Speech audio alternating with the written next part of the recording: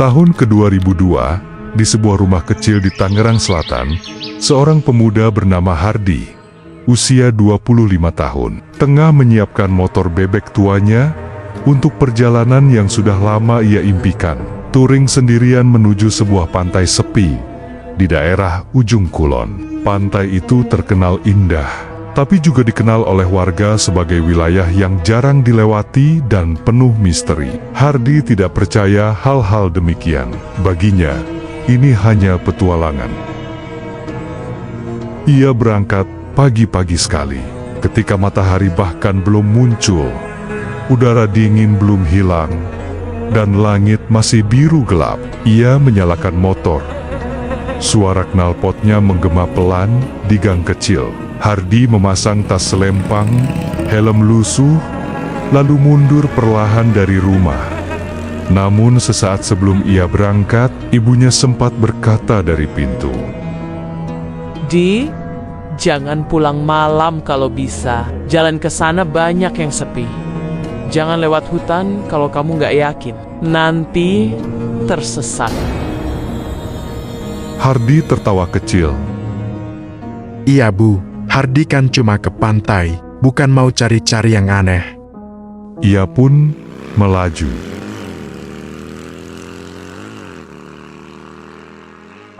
Perjalanan awalnya normal. Hardy menyusuri jalanan ramai Tangerang Selatan, melewati pasar pagi, suara pedagang, dan aroma makanan yang membuat perutnya lapar.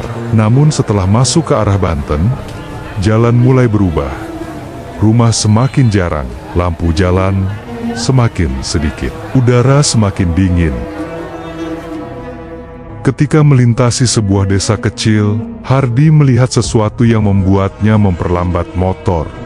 Di pinggir jalan, ada pohon besar, dengan seorang lelaki tua berjubah abu-abu, berdiri membelakanginya. Orang itu seperti sedang mematung, tidak bergerak sama sekali. Hardy menoleh sekali lagi. Lelaki itu hilang. Ia menganggap itu hanya ilusi mata. Perjalanan terlalu pagi, pikirnya. Tapi perasaan tidak nyaman mulai muncul. Beberapa kilometer kemudian, jalan semakin sunyi. Hardy membuka gas sedikit lebih dalam. Angin terasa menusuk, namun saat ia melirik spion kanan, jantungnya hampir berhenti. Di spion, ada bayangan seseorang duduk di jok belakang motor. Sosok itu duduk membungkuk. Rambutnya panjang menutupi muka. Hardy spontan menoleh ke belakang. Tidak ada siapa-siapa. Ia langsung berhenti mendadak di pinggir jalan. Nafasnya terengah. Spion masih memperlihatkan jok belakang yang kosong. Namun ketika ia hendak memasang helm kembali, dari kejauhan terdengar suara. Suara itu seperti berasal dari dalam pohon-pohon di samping jalan. Bergaung lirih, namun jelas sekali, suara yang memanggil namanya. Padahal tidak ada siapapun di sana. Menjelang siang, Hardy mulai memasuki wilayah perbukitan. Hutan-hutan kecil yang memanjang, dan jalan yang berkelok seperti ular. Ia semakin sering merasakan hawa dingin aneh setiap melewati area yang rimbun. Di salah satu tanjakan, ia melihat sesuatu yang membuat bulu kuduknya berdiri. 3 makam tua persis di pinggir jalan. Tanpa pagar, tanpa nama, hanya batu nisan kayu yang hampir lapuk. Di depan makam itu, berdiri seorang perempuan berbaju putih, memunggungi jalan.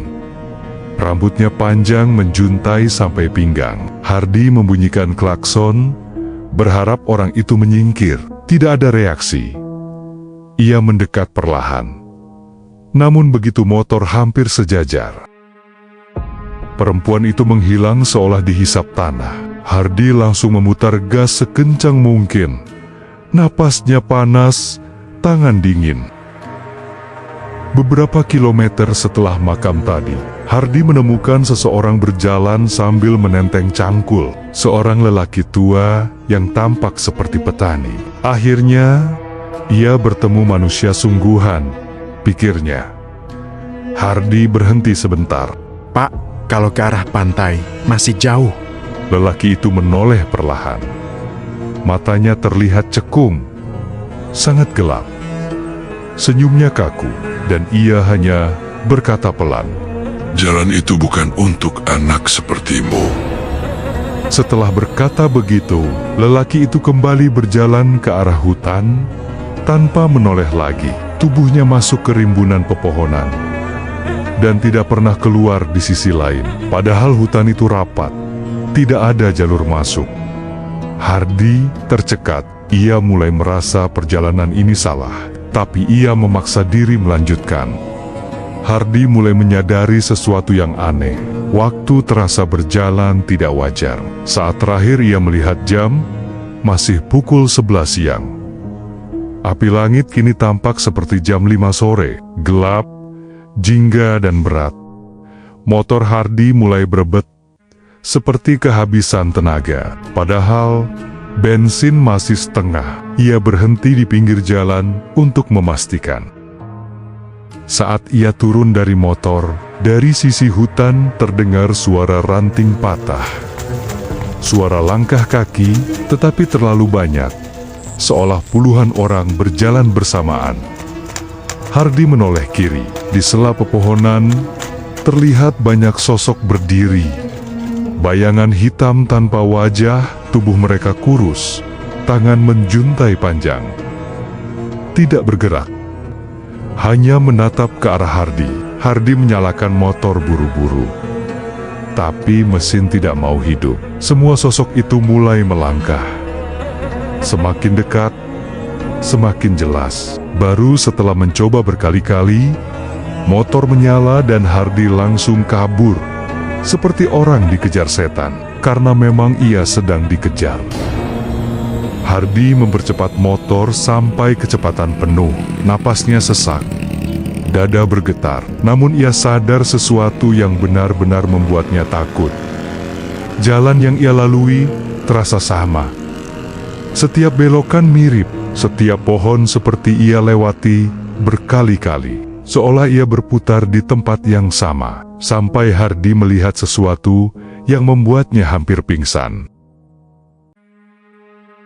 3 makam tua yang tadi.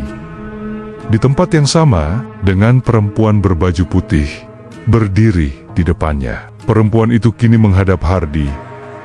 Wajah pucatnya hampa, matanya hitam tanpa bola mata. Hardi membanting stang motor ke arah kiri untuk menghindari sosok itu. Motor oleng keras, ia terjatuh dan tubuhnya terguling di tanah. Dunia berputar, telinganya berdenging. Namun sebelum ia pingsan, ia melihat sesuatu terakhir kali. Perempuan itu mendekat, wajahnya menunduk ke arah Hardi, dan ia berbisik. Balik sebelum kamu ikut kami. Gelap.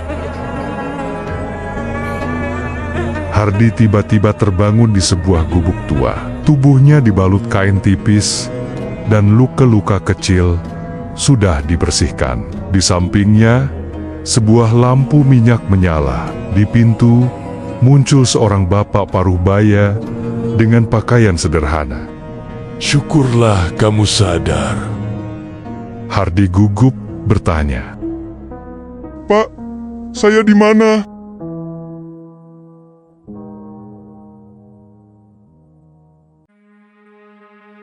Di kampung kecil sebelum ujung kulon, kamu ditemukan pingsan di pinggir jalan. Motor kamu juga sudah saya amankan.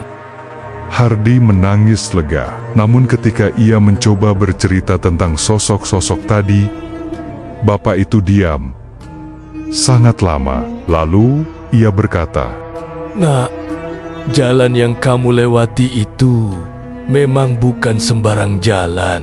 Banyak yang tersesat.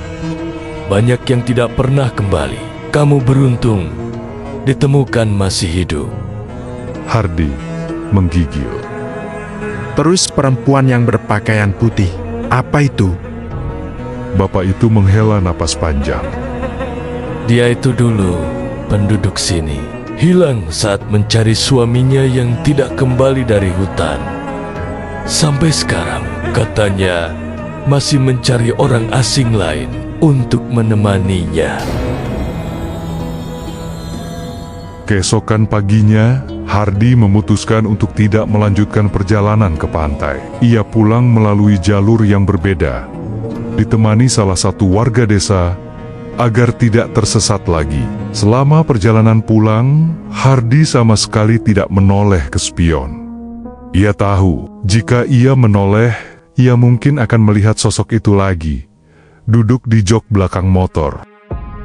Sejak hari itu, Hardi tidak pernah touring sendirian lagi, dan sampai sekarang, ia selalu terbangun di tengah malam ketika mendengar suara seseorang memanggil namanya dari luar jendela. Hardi. Dan setiap kali ia melihat ke spion motor tuanya, kadang-kadang ia melihat rambut panjang menjuntai di jok belakang.